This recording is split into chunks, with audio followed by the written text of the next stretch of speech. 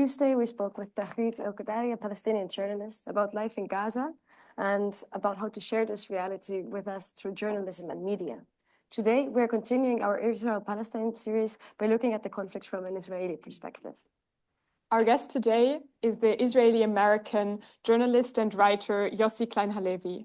He has written, amongst others, the book Letters to My Palestinian Neighbor, an attempt to explain his perspective on the conflict to a Palestinian recipient. After publishing the book, he made it available for free download in Arabic and encouraged Palestinians to actually answer his letters and respond. Today, we want to explore his stories and the role of narratives in Israeli society, and we want to understand how they changed since October 7th of last year. Towards the end of this interview, we will have plenty of space for audience questions, so we ask for your patience. And we also ask for your patience with this online interview. There probably will be technical difficulties that we aren't yet expecting. It's been a long time since we've had an online interview. So yes, please be patient with us. I'm Saskia. And I'm Elizabeth. And please give a warm welcome to Yossi Klein Halevi.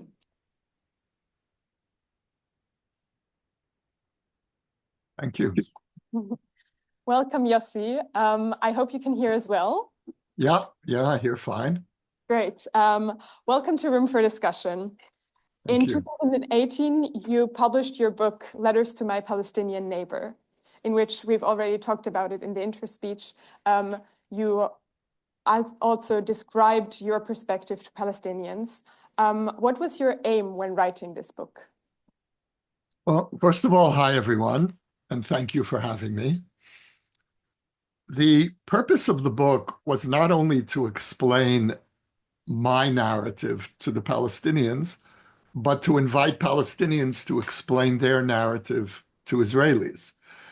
And so I not only invited Palestinians to write to me, but I published a paperback edition, which is the one you have, a year after the book came out in hardcover, that included as its epilogue a 50-page series of Palestinian responses with their narrative and attacking aspects of my book.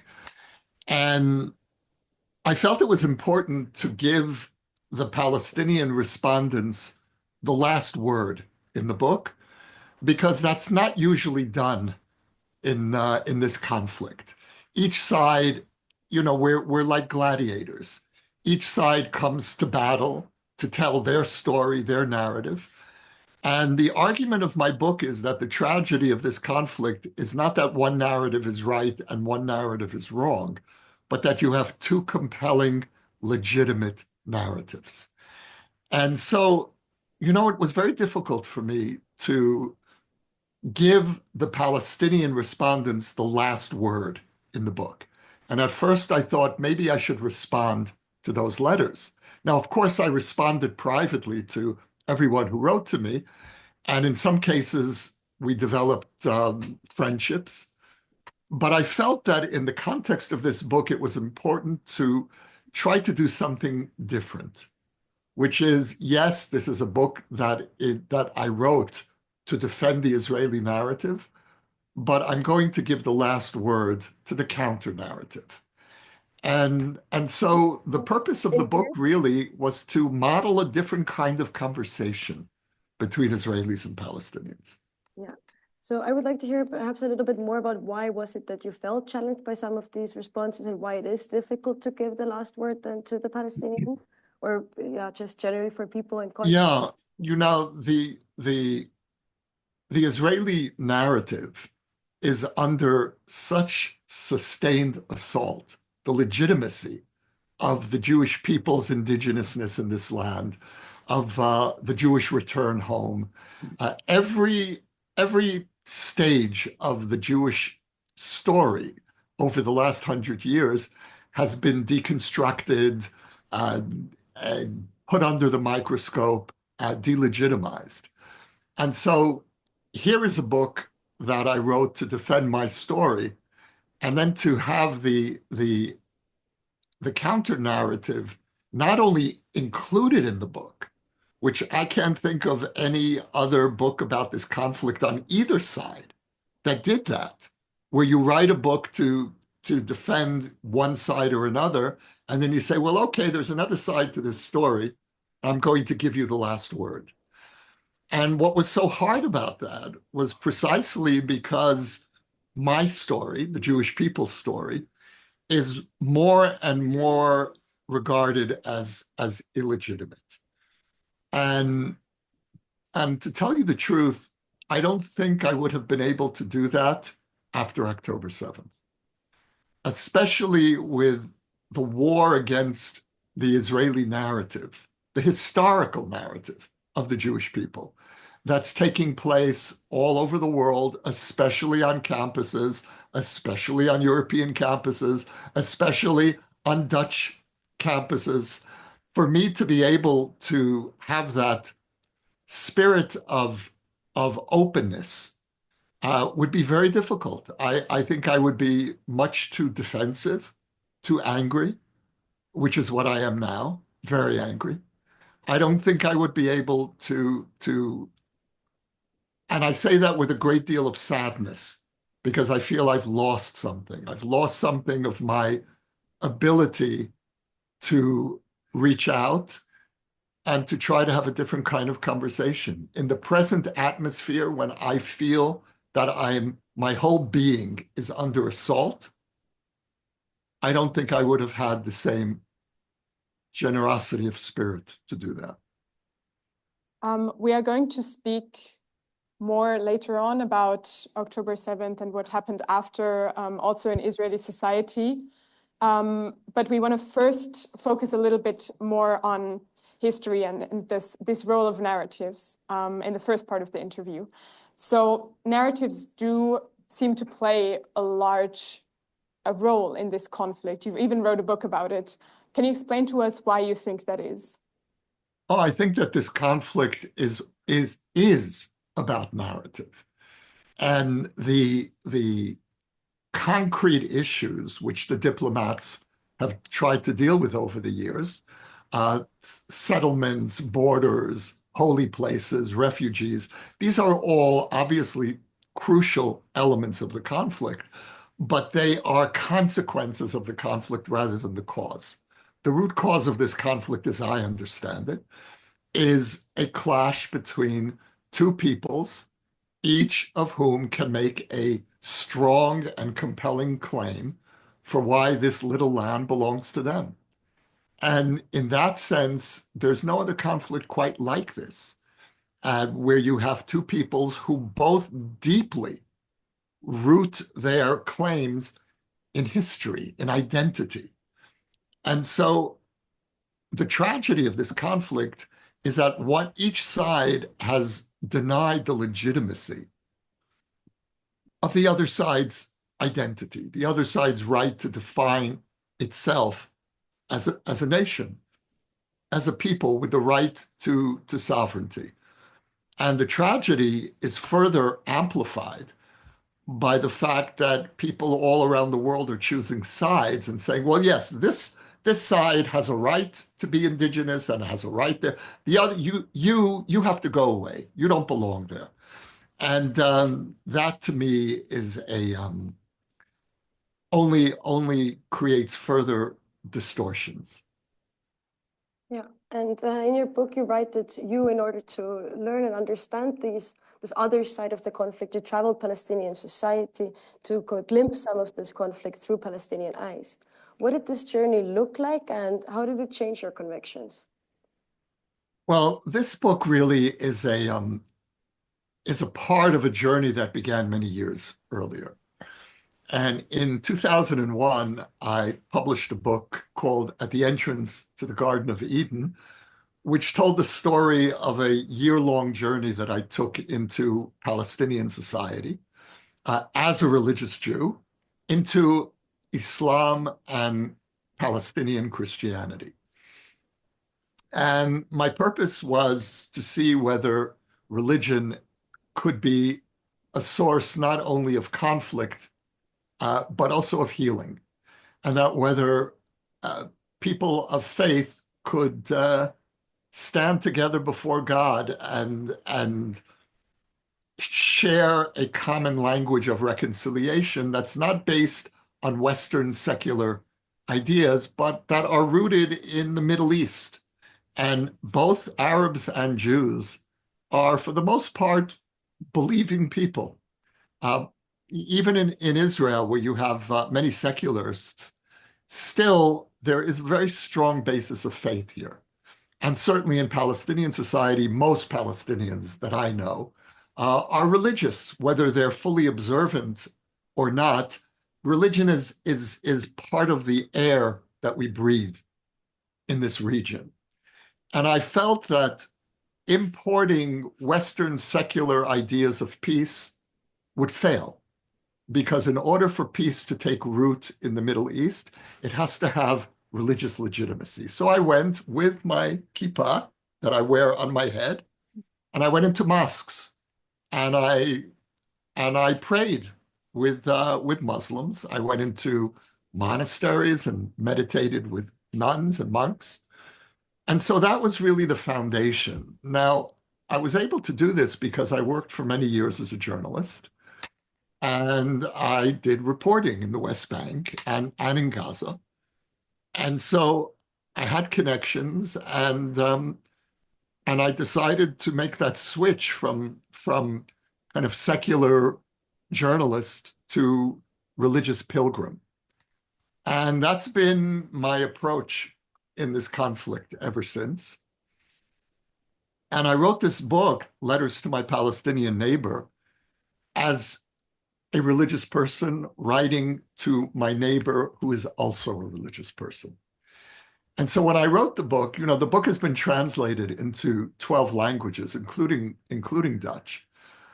And I didn't know whether Westerners would really be able to relate to this book, because it's written from a perspective of someone who believes that material reality is not the only reality, and that the reality that we perceive with our five senses is limited, and that there is a vast reality beyond the senses.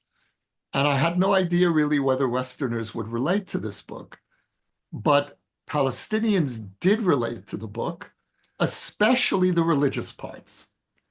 And one letter that I included from a Palestinian respondent at the end of the book wrote to me that I was never able to hear an Israeli perspective before, but when I realized that you were a person of faith, I was able to force myself to try to listen to what you were saying. And so things work differently here than they do in the West, which is something that Westerners don't understand about this conflict. And I grew up, as you can hear, I grew up in the United States, so I have a Western background, but we're not Western here. A majority of Israel's Jews come from the Middle East. They come from families that lived in the Middle East for millennia and were expelled after the creation of Israel, because there were two Nakbas. There was the Palestinian Nakba and there was the Jewish Nakba in Arab countries. And so this is not a Western country. And in order for there to be peace, we're going to need to speak a different language, not a Western language. And we're really going to need to speak an authentic Middle Eastern language of peace. One thing that you just now mentioned, and something that was interesting to us, is interesting to many, is indeed this one part of history, which is the Nakba. You said there is two. The Israeli War of Independence, and which led to the establishment of Israel, coincides with what is seen by Palestinians as the Nakba. We wanted to ask you how this part of history, which also led to the expulsion of many, many thousand Palestinians, is viewed in Israeli narration of history. So most Israelis, and myself included, would say that you can't just look at the Nakba in a narrow way. There is a whole context. And so much of this conflict is about context. And of course, each side has its own context. Each side will argue that the other side is ignoring its context. And there's a lot of truth to that. But the Israeli context of the Nakba is that the UN voted to create two states, a Palestinian state and a Jewish state, in 1947. And the Israeli side, the Jewish side, overwhelmingly accepted, and the Palestinian side, supported by the whole Arab and Muslim worlds, overwhelmingly rejected the compromise and went to war, declared war against Israel, invaded Israel on the day that it was created in May 14th, 1948, and tried to destroy the Jewish state and lost. And when one side says yes to compromise and the other side not only says no, but goes to war and tries to destroy you, then in the real world, there are consequences. And the Nakba was a consequence, and it's a tragedy.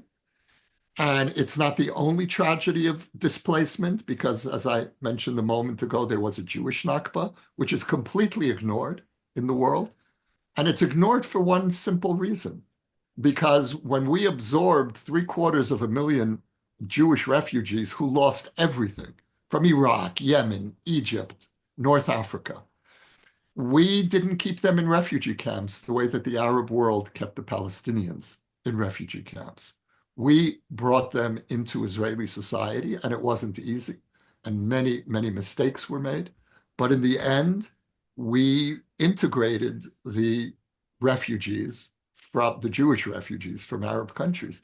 So Israeli Jews will tell you, if you only see 1948 through the Palestinian lens, you're missing crucial parts of this story. Yeah, and a lot of the reason why the reaction from Palestinians in the Arab world was so strong and to this day is seeing that the Palestinians have a right to return and should not be integrated in other societies is because of the belief in Palestinian nationalism. Something that you mentioned that you were first impressed with during the first Intifada, when you realized that you, to some extent, even identified with young Palestinians fighting for their country. Could you explain how you understood Palestinian nationalism and the way that you have seen it throughout your life? Well, for all these years, I've really tried to put myself in Palestinian shoes. And I did so for two reasons. One is because I was working as a journalist. And in order to be an authentic journalist, you need to be able to understand multiple perspectives.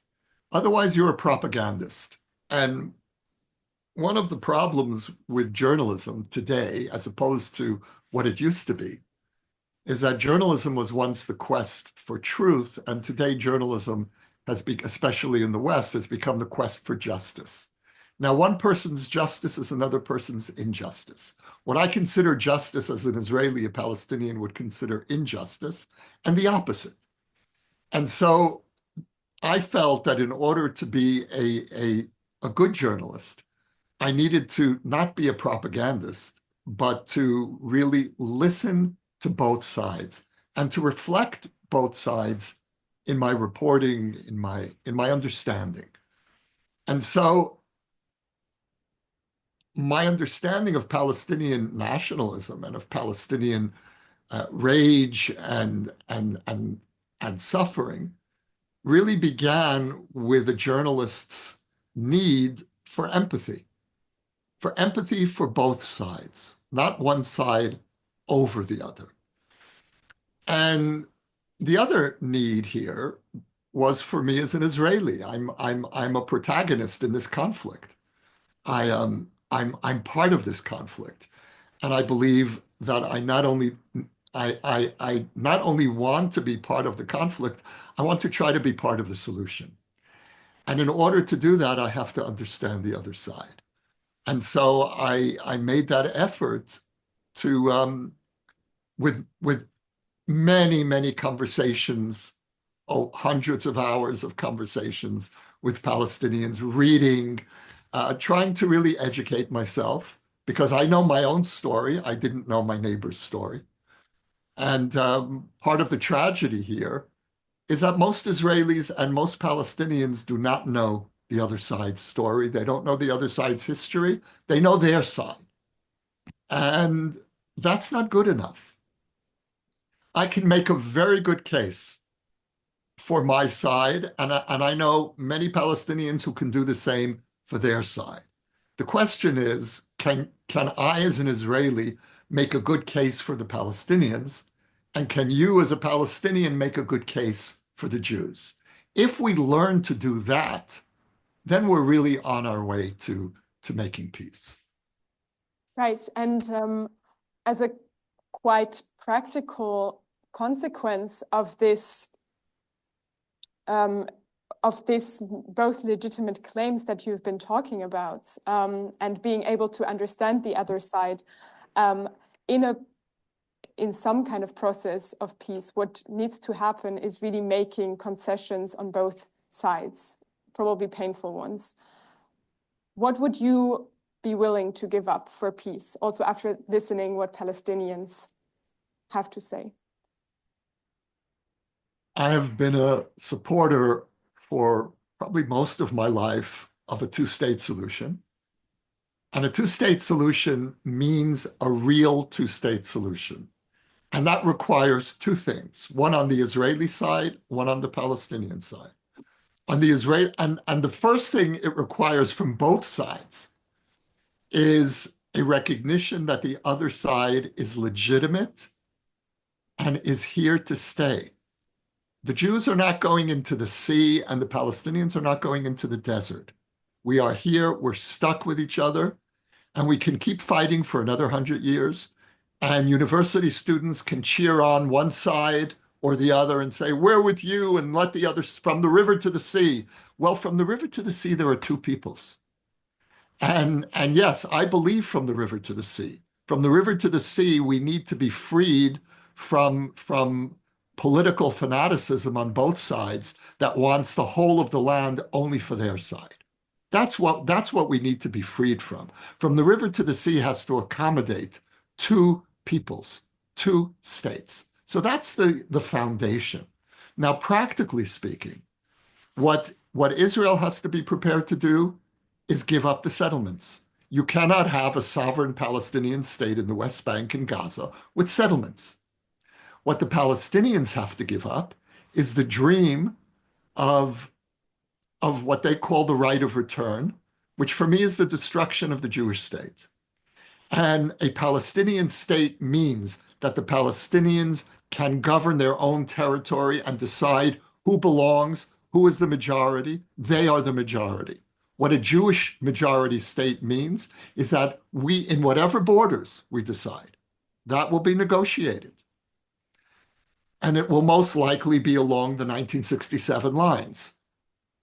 And what the Palestinians need to accept is that there will be a right of return of the descendants of the refugees of 1948. We're not talking about the refugees of 1948 anymore. Most of them are gone.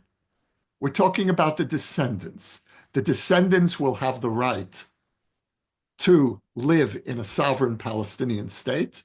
They will not have the right to come to the state of Israel, because if you have several million Palestinians moving to the state of Israel, you do not have a Jewish majority state anymore. There are 56 Muslim states in the world. There's one Jewish state. And we need to preserve a Jewish majority here. Now, in Israel, not all Israeli citizens are Jews. We have 20% of our citizens who actually are Palestinian. And they belong here and they're part of the society. But we will have a Palestinian state, I hope, living next door to Israel that will take in the Palestinian diaspora in the same way that Israel takes in the Jewish diaspora. Those parts of the Jewish people around the world who want to move to Israel can become Israeli citizens. The same thing should happen for a Palestinian state. All right, thank you for elaborating on that. I would now like to ask you about something that is very prevalent in Israeli society, and this idea of securitizations, or the so-called security narrative, around this idea that while there is a Palestinian state next to the Israeli state, there needs to be deterrence and military strength and occupation in order to defend Israel. Could you explain a little bit about this security narrative, what it is, and also how it has developed since October 7th last year? Yeah, great question. Are we going to be able to talk about what happened in Amsterdam and the Jews? I think, from where I'm sitting, that's also a really important point. So if you could just add that to your list of questions at some point. Yeah, let's see whether there's an audience interest in that. Okay, well, I have a need to at least say something about it. So we can put it for a little later, maybe for the end. But I really have a very strong need as an Israeli to address what happened in your city a few weeks ago. And I'm speaking to a Dutch audience here, and I can't pretend that that's not kind of hovering, for me at least, very, very strongly over this conversation. The question of Israeli security is, I believe that for this conflict to be solved, two things have to happen. Both peoples need to have their history and identity honored by a solution, and both peoples need to have their security recognized. Both peoples have security needs. And very often this conflict is framed in a way that the Palestinians need justice and the Israelis need security. And I totally disagree with that. Both sides need justice and both sides need security, because there's justice on both sides and there's security needs on both sides. So in terms of, I'll let Palestinians speak for themselves about what their security needs are. I'll speak about what my security needs are. I need to know that when I will withdraw from the West Bank, and Israel, the Israel that will remain, will be a very small country. It will be 8 miles wide at its narrowest point, which makes it very vulnerable. And we have had enemies. We have Hamas on one side. We have Hezbollah. We have Iranian bases in Syria. We have the Houthis in the south. We are surrounded on almost every border by entities, states that want to destroy us. There's no other country that's surrounded on all of its borders in that way, with the exception of Ukraine. These are the two countries that are really fighting for their existence. And the history of the Israeli-Palestinian conflict, and it's broader than that. It's the Arab-Israeli conflict. It's the conflict of much of the Muslim world with Israel. And I think it's very important to understand how Israelis see this conflict. It's not only Israel against the Palestinians, because if that were the case, then Israel is Goliath and the Palestinians are David. We are the overwhelming power, and the Palestinians are overwhelmingly powerless. But Israelis experience this conflict as a regional war directed against Israel. And if you widen the lens to include Hezbollah, Iran, we are fighting a 7-front war today. Much of the Middle East wants to destroy this country. And so the idea of Israeli security is not just in relation to the Palestinians. It's a regional question. And my hope is that as peace with the Arab world expands, we have the Abraham Accords of 2020, which created peace between Israel and 5 Arab countries. The more that the Abraham Accords expand, the more we'll be able to resolve the Palestinian tragedy within the context of a regional solution. Yeah, and you now very broadly described the Israeli security needs.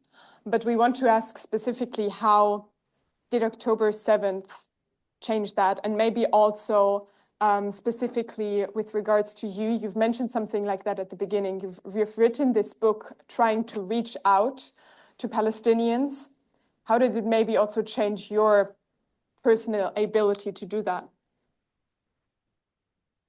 October 7th changed everything. First, I'll address your question about Israeli society generally, and then more personally. October 7th was the end of the Israeli illusion of being in some way invincible. We have so much power, and yet the weakest of all of our enemies, which was Hamas, delivered the most devastating blow in Israel's history.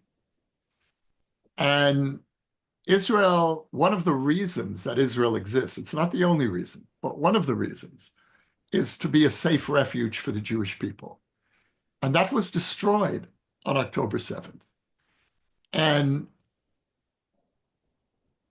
the notion that Israel could be a safe place for Jews after October 7th is very difficult to sustain. Israel today is the most dangerous country in the world for Jews. It's even more dangerous than the Netherlands. And so in that sense, it's really a big question mark about the future of Israeli security. And you know, when people feel insecure, they tend not to be generous.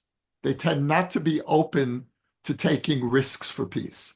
And so that's where Israel is right now. I hope it won't stay there. But certainly the overwhelming majority of Israelis are in that place.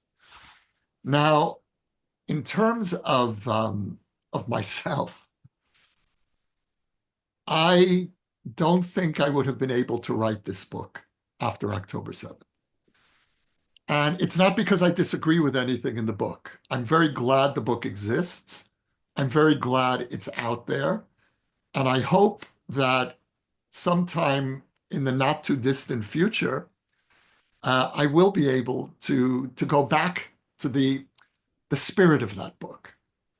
But right now, as I mentioned earlier, when my people's narrative is being torn to pieces, when my history is being turned into its opposite, it's one big lie. The Jews don't belong in that land. We're thieves, we're criminals, we invented our history, which was what was a normative belief in much of the Muslim world until October 7th, and is increasingly a normative belief, certainly among young people in the West. I don't feel in a place emotionally where I can reach out and to the Palestinian narrative when my narrative isn't being given any voice. And one of the things I appreciate about the two of you is that you reached out and you invited me. Come speak and tell us your story. And I'm very grateful to you for that. Even though I'm angry at the Netherlands, I'm grateful to you. Wait for that later. But ask about what you have now currently elaborated on, both in this your personal experience, but also in the Israeli security response, or feeling at least, is that you before this mentioned that you have always been a proponent of the two-state solution. Yes. I'm left to wonder how that can then possibly peacefully exist when there is so much distrust and so much still this kind of animosity between the personal feelings, the security, trust between the two states. One of the things that I've learned, I've lived in Israel now for over 40 years. And one of the things that I've learned here is that reality is very fluid. Things change here instantly, for bad, mostly for bad, but sometimes for good. And in 1977, Egypt's president, Anwar Sadat, surprised the world by announcing that he's ready to come to Israel to negotiate peace. Israel's prime minister at the time, Menachem Begin, who was the first right-wing prime minister of Israel. Until then, we only had socialist leaders. Menachem Begin announced he is welcoming Sadat to Jerusalem. The two of them sat down and made peace. And Israel withdrew from the Sinai desert, gave it back to Egypt. And nobody believed that that would be possible, that Menachem Begin, this right-winger, would actually negotiate peace and dismantle settlements. Israel had built settlements in the Sinai desert. We destroyed the settlements and we gave Sinai back. So and that's just one example. This conflict, in my experience, constantly surprises us with the unexpected. And right now, if you freeze the frame and say, is peace possible now? No, peace is impossible now. It cannot happen. There will not be a Palestinian state now. What will happen 3 years from now? In the Middle East, we say in both Arabic and Hebrew, we have the same expression, which is God is great. And usually, when Israelis say God is great, it's kind of meant a little bit ironically.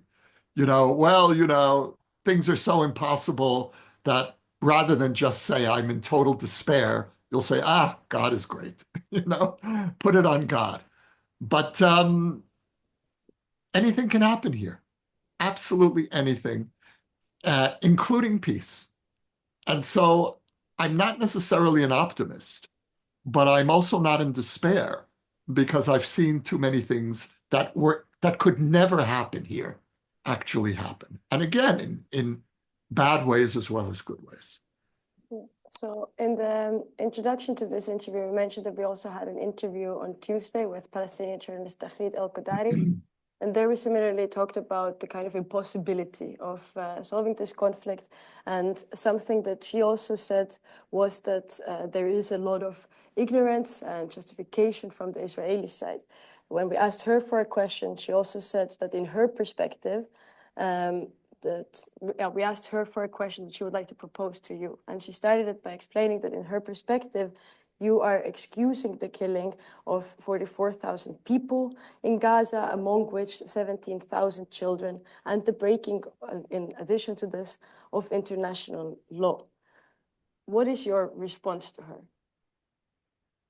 So my response begins with the number 44,000. 44,000 who? Are they all innocent civilians? Has Israel only killed innocent civilians? We have killed, out of that 44,000, 19,000 Hamas terrorists. Now, those are combatants, and yet they are always included in this grand number of casualties as if it's not a war. Now, the difference between war as tragedy and war as crime is intent. What is your intention? Is your intention to kill civilians? Or is your intention to kill combatants? And as a result of that war, innocent civilians are killed. Now, I know the Israeli army because it's not an abstraction. We don't have a volunteer army here. We are the army. We've all served in the army. And I know that the Israeli army does not intentionally kill civilians. Now, there's a separate question, which is, did Israel do everything in its power to prevent civilian casualties? And I have my questions about that. I can't unequivocally say that in this war, Israel did everything it could to ensure that innocent civilians weren't killed. But do I believe that Israel deliberately killed innocent civilians? Absolutely not. That's the lie. That's the big lie here. And that big lie is expressed in the number 44,000. Because if everybody is innocent, then you really have to ask yourself a question. Does Israel have the right to defend itself against the regime that did the October 7th massacre? And there are two types of critics of Israel. There's the first type who says that Israel was justified in striking back after the massacre, but that it went too far. That's one type of critic. And as an Israeli, I have to take that criticism seriously. I have to engage with that moral critique of how Israel behaved in this war. Because that critique is saying you were attacked, you had the right to defend yourself, but let's look at how the war was actually fought, and maybe not everything that was done there should have been done there. And that's a very fair critique. The second critique is October 7th was resistance. The occupation made the massacre legitimate. And therefore, anything that the Palestinians do is self-defense, and nothing that you, Israel, does is legitimate or self-defense because you're the occupier. And there's an even deeper level of that critique, which is not only are you an occupier, but you shouldn't exist in the first place. You're an illegitimate country. And if you're an illegitimate country, you have no right to defend yourself. An illegitimate country does not have the right to self-defense by definition. And with that critique, I have no interest in engaging. If you tell me I have no right to exist, end of conversation. I don't owe you any moral accounting. I do owe a moral accounting to the first critique. That's different. Now, one thing that I have wondered also personally about in this whole discussion about the civilian casualties, and if you really think that the intent is not there and these casualties are happening not on purpose, what I am still wondering and really asking Israeli society is, how is it that you keep ignoring the civilian casualties that much? Like, how is it, are they at all represented in Israeli media? Is it talked about, this side, at all? And I mean this as a, like, it's a very good question. It's a very important question. And the Israeli media, by and large, did not do its job. The Israeli media did not show the full extent of the devastation, and Israelis were not confronted with the full horrors of Gaza. And that's something that the media, I'm no longer a journalist. I've really just a writer. I sit in my room and write. I don't really go out there anymore. But it's something that Israeli journalists are going to need to ask themselves. It's a very important question. Is there an explanation then for why there is no representation of civilian casualties? Well, I won't say there's no representation, but it has been underrepresented. Yeah, I think that it's the same, maybe to some extent, the same reason why the Palestinian media didn't talk about the atrocities and the rapes of October 7th, because each side is barricaded in its justice. Each side is looking only at its own wounds and is not really capable of empathizing with the other side. And when I find Palestinians who are capable of looking at October 7th and are capable of saying, our side is not 100% pure. Our side has done things that we have to face. Those are the people who are my moral partners. Because the only way that in the end we're going to have peace is if each side stops doing this and starts doing this. Okay, where is my side responsible? And I have to look at the occupation. I have to look at the settlements.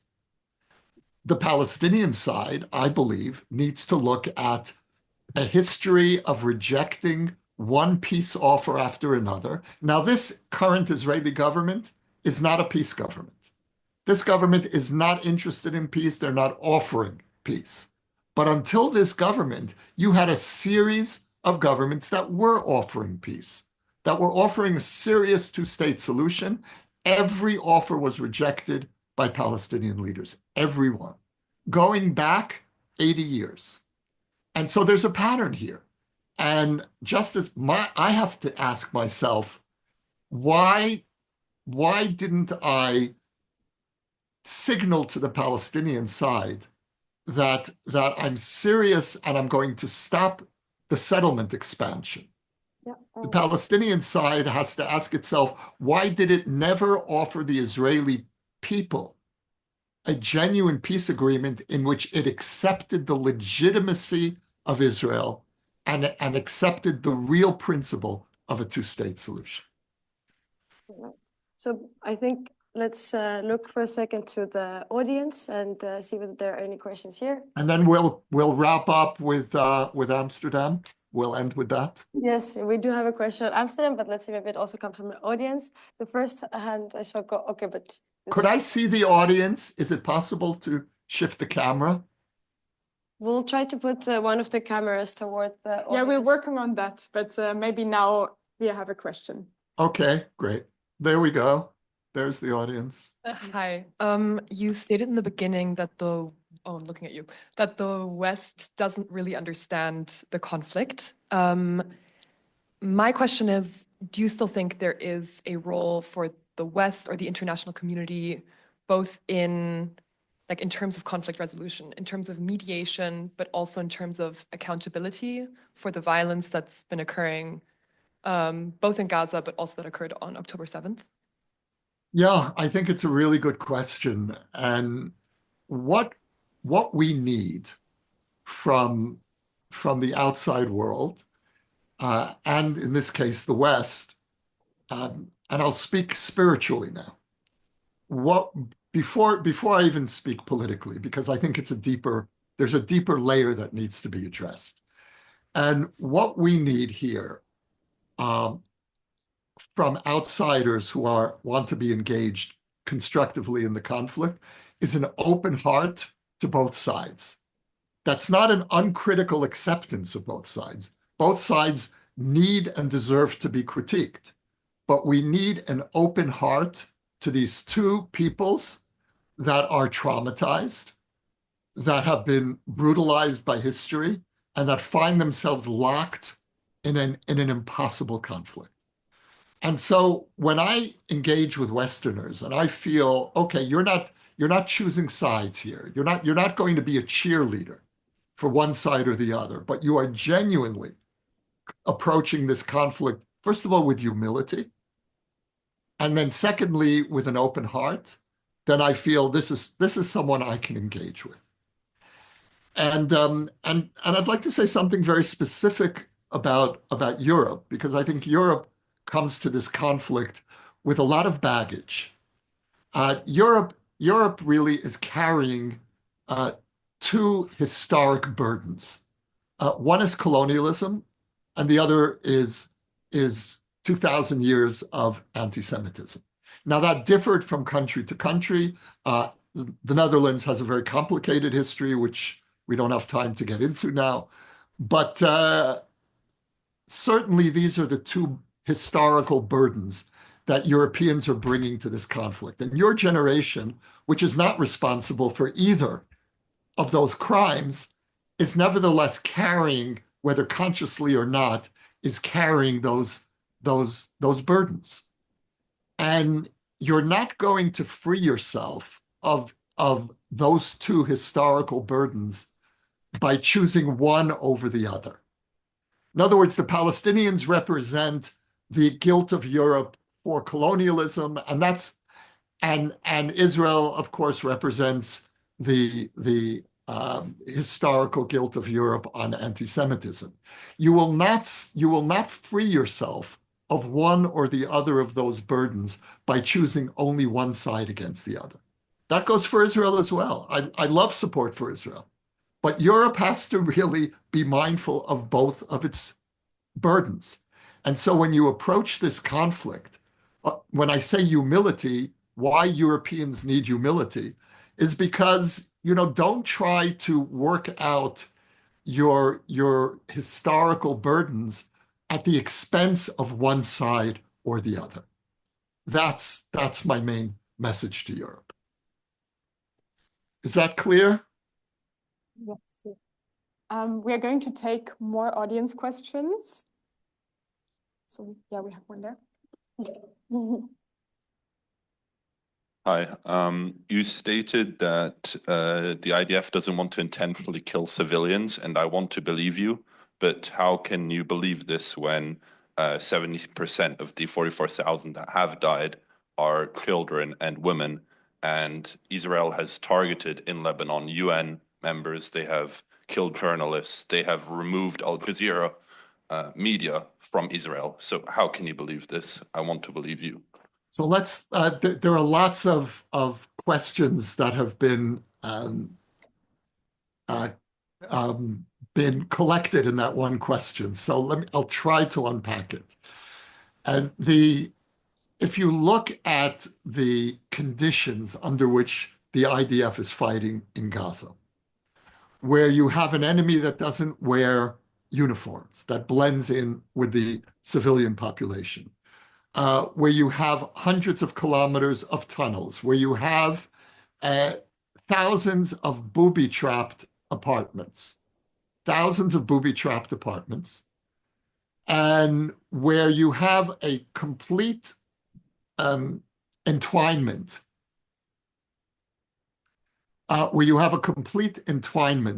of the civilian infrastructure with the military infrastructure. Hamas's bases are in hospitals, are in mosques, in schools. You're dealing with the kind of asymmetrical war that is the most complicated.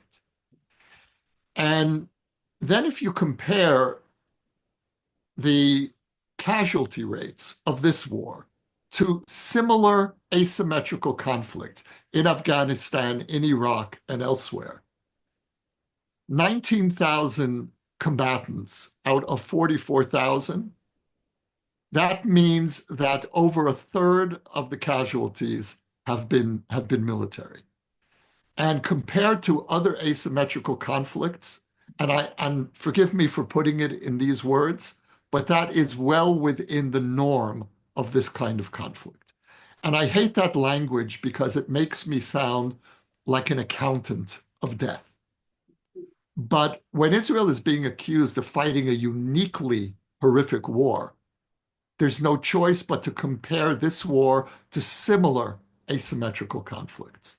And in that sense, Israel's record is by no means worse, and in some ways even better than other armies in the same situation. Now, that doesn't lessen the horror, but it does put it into some perspective. The last point that I'll address very quickly is Al Jazeera and journalists.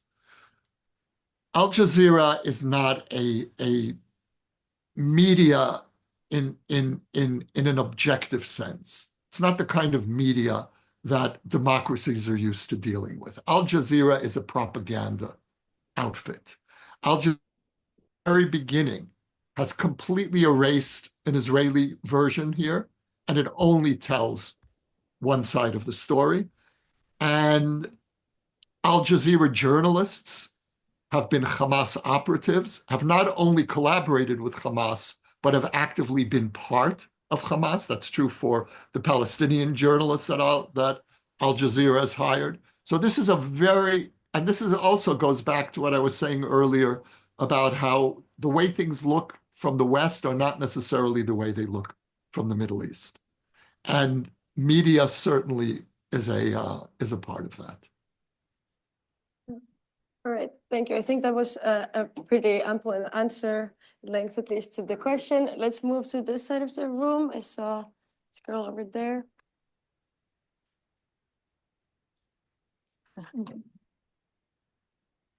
So you keep going back to this idea that in order to reach a solution, there has to be a recognition of the legitimacy of the Israeli narrative.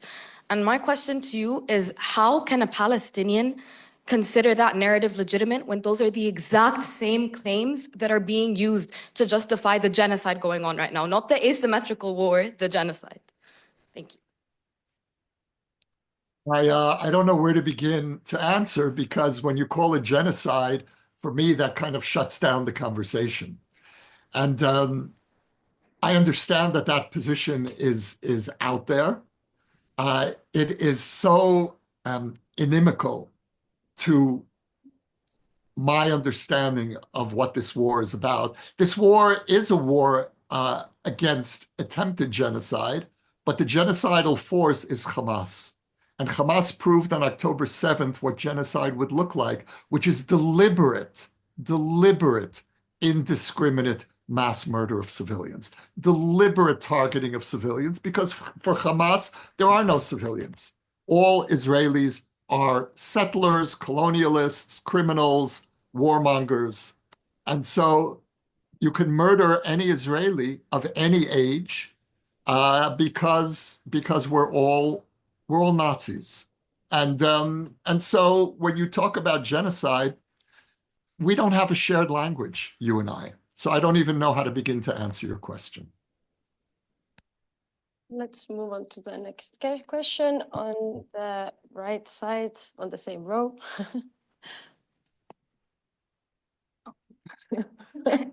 Thank you very much for taking the time and talking to us. I wanted to ask, what do you think the current ICC ruling might impact the narratives of both the Israeli and the Palestinian side? Thank you. Yeah, I wish that Netanyahu would be put on trial, but not by the international community, by the Israeli people for everything that he's done against Israeli democracy. But that's an internal question. I think that the ICC going after Netanyahu because he is supposedly committing genocide in Gaza, the first consequence of that is that it shuts down debate within Israel because we all rally around the prime minister. I spent a year demonstrating against Netanyahu and his government. Today, I wouldn't demonstrate. I take the government's side against the ICC, even though I detest this government. But if you're going to accuse the Israeli government in a way that you never accused the ICC, never accused Iran, the Iranian regime, or Bashar al-Assad's regime. Assad murdered 500,000 of his own people. It simply reinforces the Israeli fear that most of the world is against us, and is against us not for anything we did, but for what we are, which is a Jewish state. Now, many Israelis believe that. I don't believe that, but many Israelis do. And that attitude that the whole world hates Israel because it's a Jewish state is very destructive. It's very destructive, first of all, for Israel, because it reinforces a kind of a siege mentality here. And I want to see an Israel ultimately that's integrated into the Middle East, that's part of this region. But when you have the ICC or other international bodies totally ignore the context from an Israeli perspective of this conflict and only adopt the Palestinian or Arab perspective, then it reinforces the worst tendencies in Israel to just shut down and dig in our heels. And so I think that it's extremely counterproductive, ultimately for peace, because Israelis will say, well, look at the ICC, look at the UN. They hate us. They always hated us. They always will hate us. And that's the result of that kind of one-sided anti-Israel approach. Yeah. So, all right. I would just want to clarify that we promised to Mr. Halevi that this event would end at some point. So I would turn to Mr. Halevi to ask. We can go another 5 or 10 minutes if you'd like. All right. So then, yeah, let's have a question from there. It's very hard to Thank you very much. I want to refer to some things that you said before about the common language of the Middle East. As you said at the beginning of the lecture, 56 Muslim country, only 4 of them democracy, 0 democracy in the Middle East. The common language in the Middle East, you see in Syria, you see in Iran, you see in Afghanistan, you see so much common language. If you can refer, what common language are you talk about that we can talk here in this specific? What is the common language? Because if you see the Jordan and Egypt a peace, it was peace from a power position. So just if you can explain what you mean about. Yeah, it's a great question. And you're right that the peace with Egypt and Jordan was based on, well, first of all, Egypt's realization that it could not get back the Sinai militarily because that failed in the 1973 war. But both the Egyptian and Jordanian agreements, peace agreements, are very instructive here because they were not real peace agreements. And we don't have real peace with Egypt and Jordan. If you contrast that with the Abraham Accords of 2020, there you see the beginnings of real peace between Israel and several Arab countries. Morocco. I was in Morocco 2 years ago, and I went everywhere wearing my kippah, and I was welcomed. I would not wear a kippah in Amsterdam or London or even New York today. I wouldn't feel safe. In Morocco, I wore it everywhere. And people said shalom, and it was a totally different experience because that's a peace that was based on a shared, not of course shared economic interests, shared interests against Iran. That was the foundation. But there was also a language of shared religious origin. So for example, the very name, the Abraham Accords, which is actually what the UAE insisted on calling it. They wanted this to be a peace between two peoples that are both thousands of years old, that are rooted in the same family.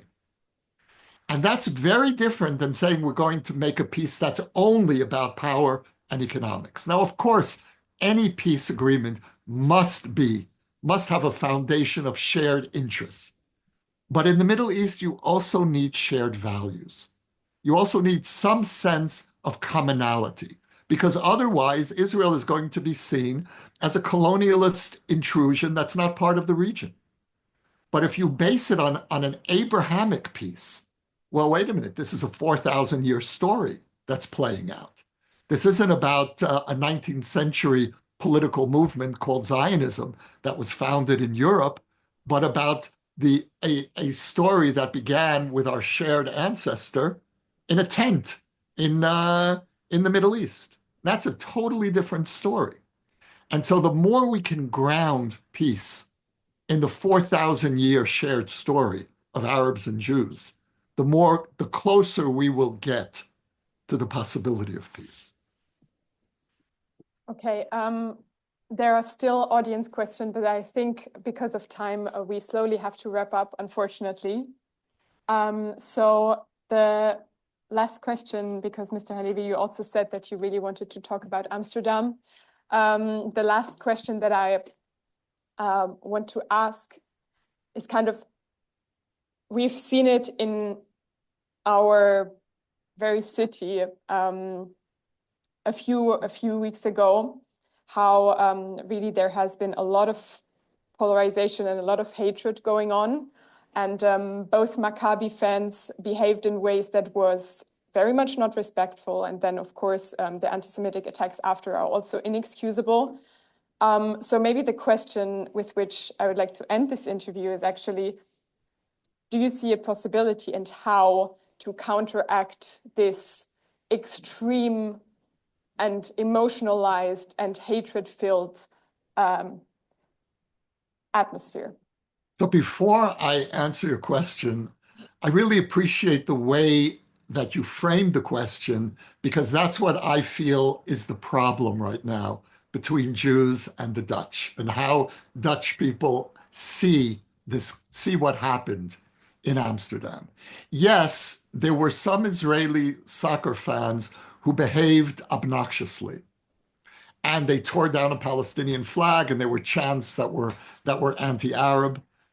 In the last year, thousands of Israeli flags around the world, and probably dozens or hundreds in Amsterdam, were burned, trampled, desecrated with swastikas, and torn apart. And demonstrators, pro-Palestinian demonstrators around the world, maybe in Amsterdam too, were chanting slogans that Jews felt threatened by, physically threatened by. And yet, I didn't see Dutch Jews going on a rampage and having a Muslim hunt in the streets of Amsterdam. But some Israelis tear down a Palestinian flag, and I wish they didn't, but really a Palestinian flag and a few chants, and that triggers what Muslims call a Jew hunt. Mr. Halevi, I think Wait, no, let me finish, and then I'll listen to you. Let me just finish. about the specifics of the events, maybe about the broader narratives, because the specifics of the events is something that we all in this room have felt very personally. I'm sure that both the Jewish people and the pro-Palestinian demonstrators and the Palestinians have very personal ties. So I think that more general ideas from you would be more appreciated than commenting on the specifics of the events. I have to tell you that I agreed to do this, and I agreed to whatever people wanted to ask me, I was ready to accept. And I understand there's a great deal of anger against my country in your country. But I have to tell you, there's a great deal of anger in my country against your country. And there is the very strong feeling that your police stood by in many cases and let Israelis being hunted in the streets, and that once again, Europeans don't understand anti-Semitism, don't understand anti-Semitism that's staring them in the face, that's happening in your streets.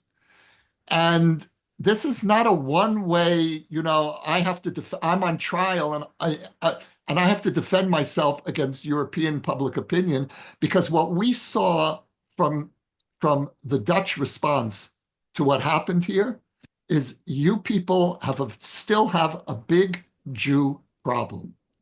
And this is going to keep coming up again and again in our relationship. And it really affects the way that Israelis are able to hear criticism about what we do in Gaza, especially from Europeans. And I have to tell you honestly, I wasn't sure that I wanted to do this. I do this with American college students all the time. And I accept the criticism. I sit there, I take it. I have a very hard time doing this in Europe, especially in Amsterdam after what we saw. And the narrative, this kind of, oh, well, both sides. If what happened to Israelis in the streets of Amsterdam had happened to Muslims, if we had done to Muslims what they did to us, you would not be sitting here now and telling Muslims, well, you have to understand the Jews were provoked. You wouldn't be saying that. But you do say it to Jews because we have to understand that the Muslims were provoked. That's the problem. Okay, and regarding my previous question that I started with, regarding making the atmosphere a little bit less extreme. Right now, you have one side in Amsterdam that feels existentially threatened. You have Jews in the Netherlands that are packing their bags, that are planning to leave the Netherlands because of fear. I think Are Muslims packing their bags because they're afraid of the Jews in the Netherlands? Is that the problem? So when you come and talk to me about we have to diffuse the atmosphere on both sides, let's start with understanding who's being threatened here. Yeah, thank you very much for coming today. Despite your hesitations, there are definitely problems with anti-Semitism and Islamophobia in the Netherlands. Definitely not going against that at all. These problems go deep and we have to fight them. So we really appreciate you coming and elaborating on your perspectives and helping us all understand this a little bit more. And thank you everyone in this audience also for listening and thinking along and asking your questions. It is sometimes difficult to be room for discussion. Today is one of those moments, but I am very happy with where we have gotten with this discussion and for everybody for being respectful and listening. Thank you all. Thank you for hosting. Thank you for your diplomatic response to my last comments. And thank you all for showing up. Thank you, Ms. Halevi. Thank you so much. Take care.